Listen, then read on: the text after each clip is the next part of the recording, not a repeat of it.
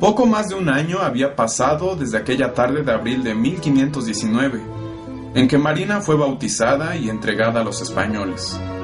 Sus días de esclava ya eran muy lejanos, y ahora ella estaba en medio de un choque cultural que daría nacimiento a un nuevo orden social.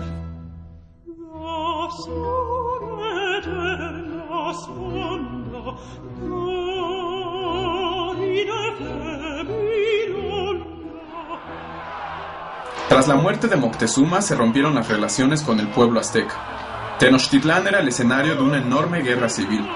Entonces los españoles escaparon esa misma noche. Es curioso que el trazado de las calzadas originales de Tenochtitlán aún se conserve en la Ciudad de México y ahora sea el paso de avenidas y vías principales. Los españoles tomaron justo esta ruta para escapar, ahora conocida como Avenida Puente de Alvarado. Debe su nombre a que, supuestamente en este sitio, cuando ya no quedaba más remedio y rodeado de atacantes, Pedro de Alvarado tomó un palo y de forma heroica saltó ante los puentes que se derrumbaban, como un salto con pértiga olímpica prehispánica.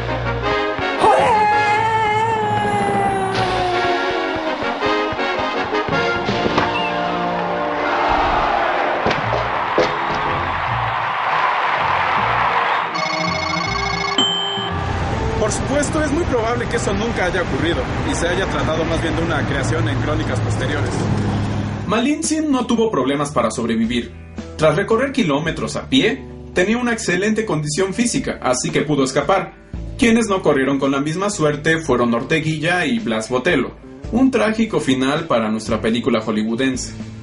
La expedición continuó su escape por la que hoy conocemos como Calzada de Tacuba, hasta llegar a Popotla, lugar de la famosa Noche Triste, donde se dice Cortés se paró a reposar y llorar la muerte de sus hombres. La historia del árbol de la Noche Triste es un mito. En las crónicas solo se dice que Cortés lamentó la pérdida de sus hombres, pero nunca se dice que lo haya hecho debajo de un árbol. Es hasta muchos años después, en el libro Historia de la Conquista de México de William Prescott, que se hace mención de tal árbol.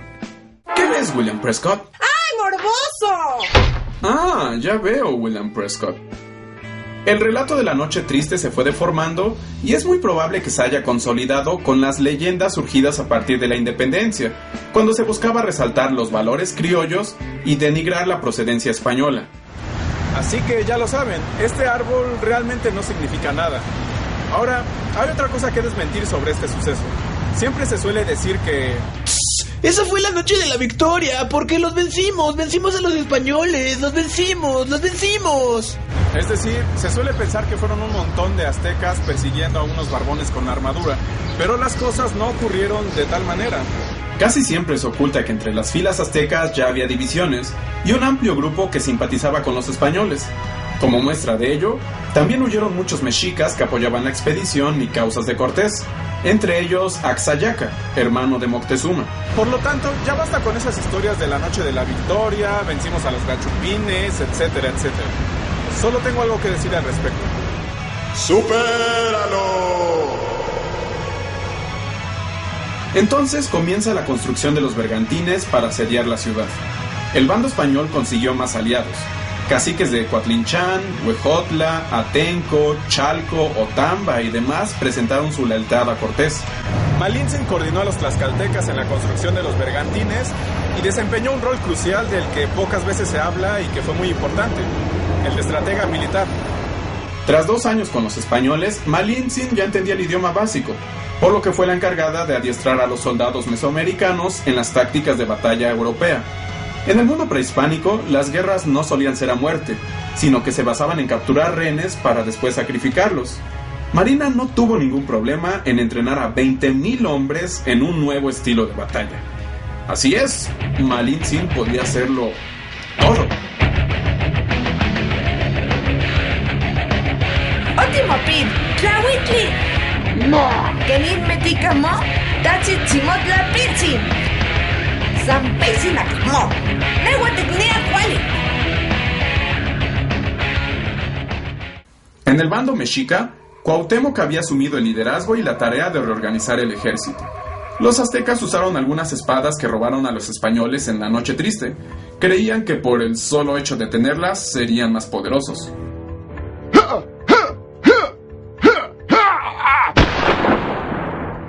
Además, seguían bajo esta idea de conseguir prisioneros para sacrificarlos. Así, mientras los españoles y sus aliados indios mataban a 300 guerreros, los aztecas lograban llevarse a un rehén a la piedra de los sacrificios. A esto sumen que los españoles cortaron en Chapultepec el suministro de agua a la ciudad, que llegaban más caciques a prestar obediencia a Cortés, que el teozáhuatl, o grano divino, como llamaron los aztecas a la viruela, diezmaba sus filas, y que había fuertes divisiones internas. La derrota azteca fue cuestión de tiempo. El enfrentamiento final ocurriría lejos del corazón de Tenochtitlán. Es aquí en Tlatelolco donde tiene lugar la rendición final de Cuauhtémoc y por lo tanto la caída del Imperio Azteca. En la actualidad se le conoce a este sitio como la Plaza de las Tres Culturas, por las ruinas prehispánicas, la parroquia colonial y los departamentos modernos que se concentran en el mismo punto. Aquí el emperador azteca intentó escapar, pero digamos que su método no fue el más apropiado.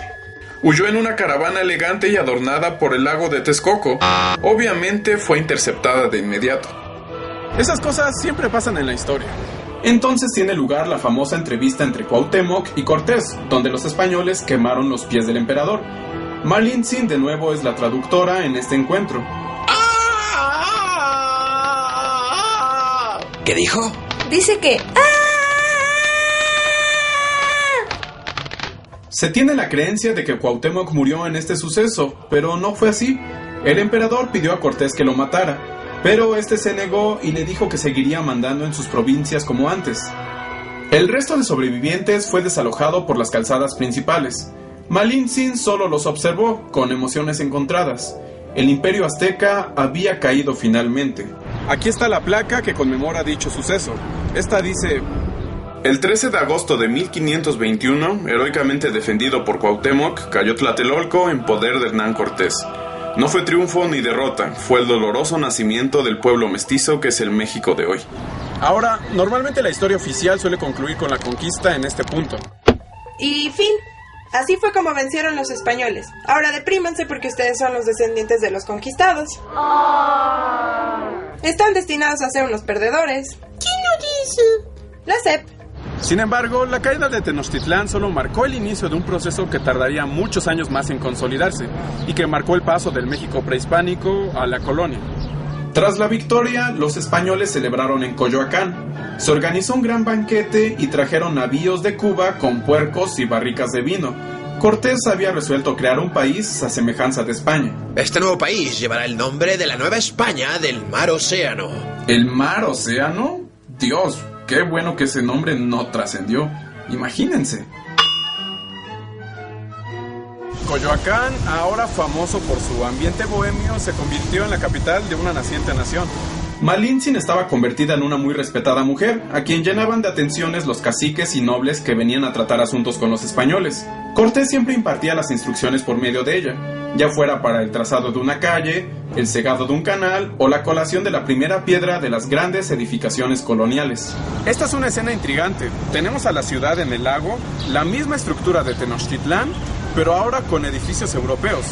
Cuauhtémoc, ahora bautizado y con el nombre de Fernando Cuauhtémoczin, funcionaba como vínculo entre su pueblo y los españoles, aunque a él no le parecía del todo. Odio mi vida. Joder, Fernando, eres la hostia, tío. Ni modo, se tenía que aguantar. A su vez, diversos caciques llegaban a Coyoacán, le reconocían a Cortés su triunfo y lo apoyaban en el nuevo orden. Todo parecía marchar bien para Cortés, hasta que de Cuba llegó Catalina Suárez, su esposa legítima. ¡Ea! ¡Bailes a reventar, piñatos! ¿Qué chica quiere pasar la noche con este papucho? ¡Cortés! Joder, pero ¿qué haces aquí, mujer? Bájale a esa música, tenemos que hablar. Sin embargo, a 3 meses de su llegada, Catalina murió en extrañas circunstancias. Dicen que fue un infarto, pero lo dudo mucho. A mí ni me vean. ¡Miren, un Pokémon!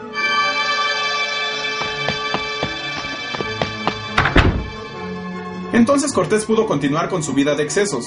Es bien sabido que el juego y las mujeres representaban su mayor vicio. Tuvo 11 hijos en total con 6 mujeres distintas. Entre sus amoríos estuvo Isabel Moctezuma, hija del exemperador azteca, otro personaje interesante que no ha sido explotado. Marina también tuvo un efímero romance con Cortés. A los pocos meses de la caída de Tenochtitlán, se dio cuenta de su embarazo. Marina se alegró mucho al saber que tendría un hijo, lo esperaba con ansias. Así comienza otro aspecto de su vida del que casi no se habla, del rol como madre. Se ha especulado mucho sobre una relación romántica entre Malintzin y Cortés, pero esto nada tiene de cierto. Esto se debe a la representación popular de sus personajes. Sin embargo, nunca hubo tal cosa. Cortés solía ser muy desatento y egocéntrico, tanto que, por ejemplo, a Marina solo la menciona una vez en sus cartas de relación. Marina, la que yo siempre conmigo he traído, porque ahí me la habían dado con otras 20 mujeres. Y ya, es todo lo que tengo que decir sobre ella. Ven acá, María. ¡Oh, Cortés! Por lo tanto, su hijo fue más producto de un romance que de una relación seria. Así nacería Martín Cortés, hijo de dos de los personajes más importantes de este acontecimiento histórico. Él, de cierta forma, simboliza el mestizaje y la identidad de la cultura mexicana. Martín trajo una enorme dicha a Marina. Ella procuraba hablarle en náhuatl y español para que aprendiera los dos idiomas. Cortés estuvo atento a que el niño recibiera atenciones y creciera con beneficios, pero no se ocupó mucho más de él. Sin embargo, esto a Marina no le importaba. Era una mujer muy respetada y por fin era una madre, algo que nunca hubiera imaginado en sus años de esclavitud. Yaitula kik, Jan Maxa Sukun, Kukula Chilch. Marina parecía estar en un momento muy feliz de su vida. Sin embargo, un acontecimiento vino a enturbiar el ambiente. Cortés había mandado a Cristóbal de Olid, uno de sus capitanes, para que descubriese el estrecho que unía los dos océanos, donde hoy se ubica el Canal de Panamá. Sin embargo, Olid se rebeló. Esto enfureció a Cortés y ordenó preparar una expedición para buscarlo. Así se podría vengar y le quitaría la gloria de tal descubrimiento. Marina fue de nuevo requerida por Cortés como traductora, así que tuvo que partir y separarse de su hijo por tiempo indefinido. Cortés también llevó consigo a Cuauhtémoc, Odio mi vida. y otros nobles aztecas.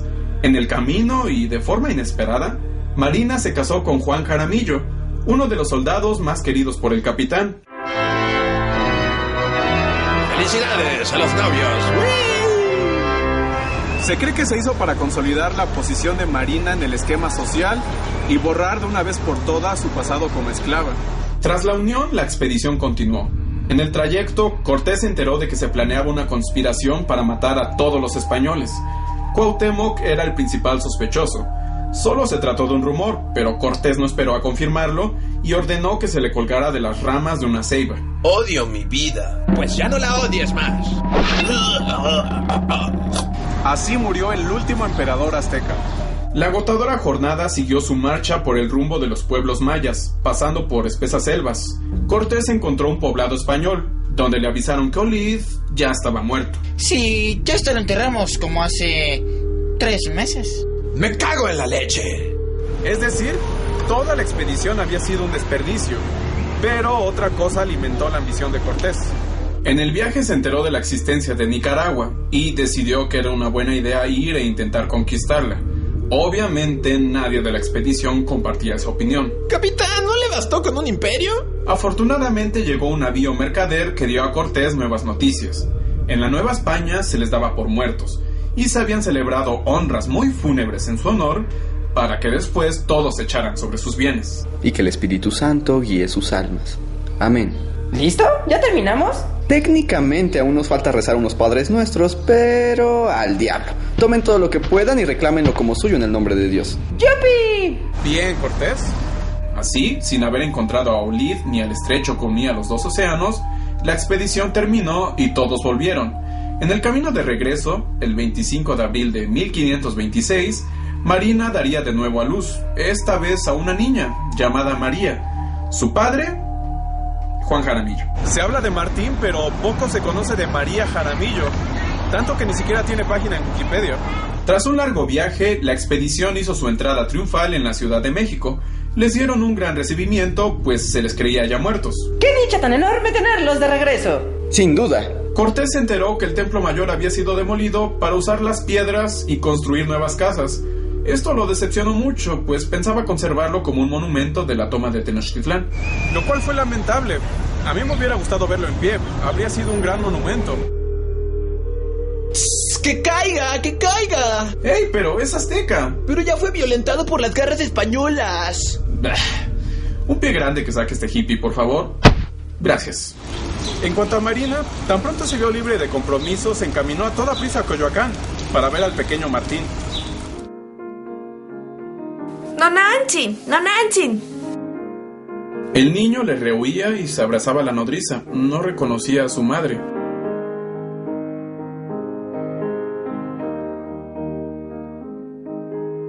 Finalmente la recordó y los dos se fundieron en un abrazo, en uno de esos momentos enternecedores del reencuentro entre un padre de familia y su hijo.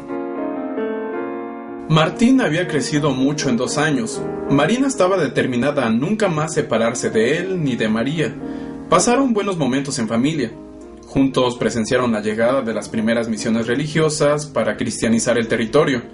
En el día de San Juan, asistieron a la primera corrida de toros en suelo mexicano.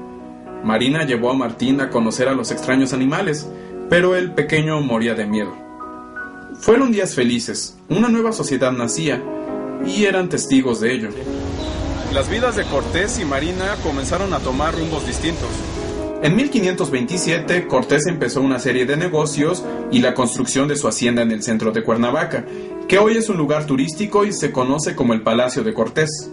El español ya contaba con nahuatlatos, indígenas que hablaban náhuatl y español, por lo que la ayuda de Marina ya era prescindible. Marina se dedicó de lleno a su familia y casa. Vivió en el número 95 de la calle de Cuba, en el centro histórico. En ese sitio ahora se encuentra una escuela primaria. Lo irónico del asunto es que ahora los niños aprenden del tema con los aburridos libros de texto de la SEP, en el mismo lugar donde Malintzin alguna vez vivió. Cortés tenía aprecio por Martín y solía visitarlo en la casa de la calle de Cuba. Marina nunca lo llevaba al lugar de Cortés, porque éste tenía un jaguar suelto en su hogar. Ya saben, sus gustos excéntricos. Sin embargo, para el conquistador comienzan los problemas. Es llamado a juicio para que justifique todas sus acciones realizadas en la conquista. Sus rivales aprovecharon el momento para realizar toda clase de denuncias y derribarlo. Los bienes y la reputación de Cortés comenzaron a peligrar. Ya viejo y con problemas graves, a Cortés le urgía un heredero. Es así como toma a Martín y lo presentan del Papa Clemente VII para justificar su nacimiento fuera del matrimonio. Cortés buscaba que Martín fuera aceptado en la Orden de Santiago, la asociación militar y religiosa más importante de España, y de esa manera asegurar una alta posición social para su linaje. Cabe destacar que la Orden de Santiago era una agrupación muy cerrada, pero al final, Martín se convirtió en el primer mestizo en ser aceptado. A partir de este punto, las vidas de Martín, Marina y Cortés comienzan a tomar rumbos totalmente distintos. Las cosas mejoraron para Cortés y continuó con sus negocios. Realizó también más expediciones a territorios como California. Sin embargo, con el tiempo tuvo problemas económicos y enfermó de disentería. Es irónico que el conquistador de México no se hizo de grandes glorias y bienes. Les fue mejor a los regidores y evangelizadores que llegaron en los años posteriores. Viejo y endeudado, Cortés murió en 1547, en Sevilla. En cuanto a Martín, él se formaría en la aristocracia española, como paje del príncipe Felipe II. Regresaría a México hasta 1563, pero tras involucrarse en varias rebeliones, fue exiliado a España. Se casó y tuvo un hijo.